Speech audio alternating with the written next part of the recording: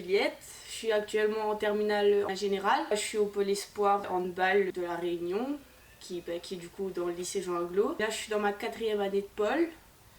Je suis rentrée en 3e. J'étais juste à l'internat et j'étais au collège Edmond Albus, à la fois au pôle et en section sportive. On passe des bons moments, hein. Ça fait 4 ans que je m'entraîne. J'ai vu une marge de progression qui a quand même été qui a monté vraiment beaucoup, surtout mon année de première.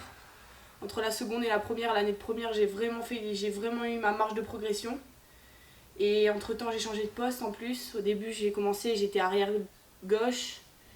Et après, au fur et à mesure du temps, en fin seconde, les coachs m'ont fait passer pivot. Et donc maintenant, depuis fin seconde, début première, je commence à évoluer sur le poste de pivot. Et là, je continue sur mon évolution.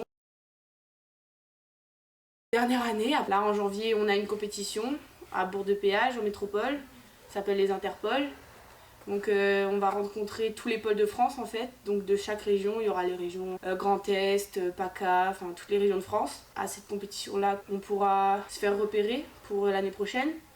Pour soit intégrer des centres de formation, soit des clubs qui peuvent être D1, D2, N1, N2, N3, enfin tout club de France. Il y aura des recruteurs de partout. Il y a aussi les recruteurs de l'équipe de France, la DTN, qui seront là pour sélectionner les potentielles joueuses. Celles qui peuvent participer au championnat d'équipe de France en U16, U18, enfin les championnats jeunes.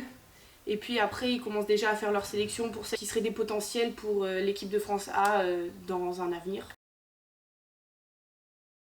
Moi j'aimerais beaucoup intégrer un centre de formation, faire déjà un stage en équipe de France. Moi c'est mon objectif, j'aimerais beaucoup faire ça. Après, faut se donner les moyens, s'entraîner à fond jusqu'à la compétition. Si on est pris au pôle et qu'on est gardé surtout, c'est parce qu'on a la capacité de savoir s'investir à la fois dans le hand, mais à la fois à l'école. C'est un rythme de vie qui est quand même assez chargé. Le soir on sort des cours, jusqu'à 19h30 on a entraînement, on rentre à l'internat. On a 1 heure pour faire nos devoirs, 1h30, donc c'est 1 heure, faut qu'on optimise notre temps et qu'on fasse le maximum sur les heures qu'on a. Après, même le week-end, on a des matchs, donc le week-end, surtout quand j'étais en 3e et en seconde, c'était plus tranquille. Mais maintenant quand je suis arrivée en première, la charge de travail scolaire a augmenté et la charge de handball aussi a augmenté. Donc il faut trouver un juste milieu et réussir à faire. Il faut faire des sacrifices en fait, il faut faire des sacrifices et. Par exemple, s'il y a un week-end où je veux sortir tout le week-end, c'est impossible parce que j'ai match le soir. Mais il faut que je trouve un temps pour travailler quand même le week-end. Et la semaine, je suis à l'internat, j'ai des profs pour m'aider, donc j'optimise le temps que j'ai la semaine pour travailler. Moi, je joue à Saint-Louis. Alors, on a à peu près 10 heures de handball, si on compte les matchs. Enfin, allez, on va dire entre 10 et 12 heures. Mais après, on a aussi les heures d'allègement.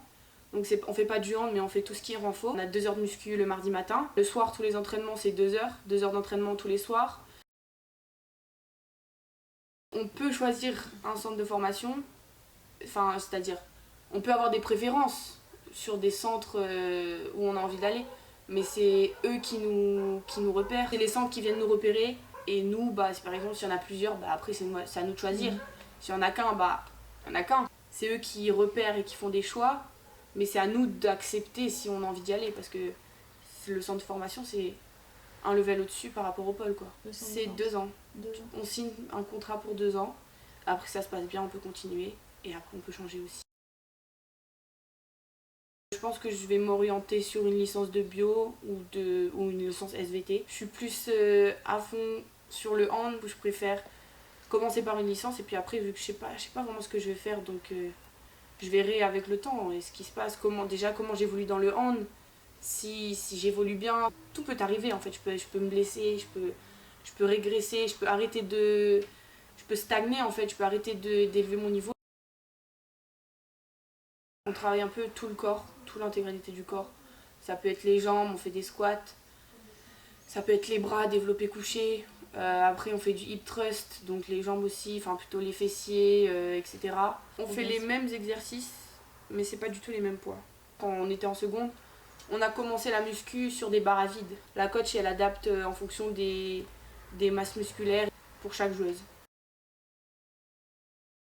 On manger à la cantine. Il faut éviter de ramener tout ce qui est des gâteaux, des chocolats, des bonbons. Il faut qu'on se responsabilise nous-mêmes. Il faut quand même faire attention à son régime parce que de un, ça fatigue.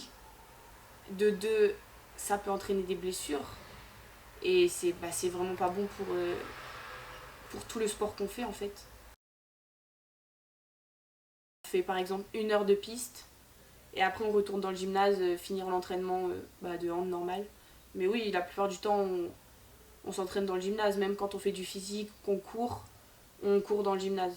En général, c'est vraiment 1 fois par semaine qu'on sort sur la piste, quoi. On peut être plusieurs types d'exercices, on peut faire du 2 minutes autour de la piste, on peut faire pyramide.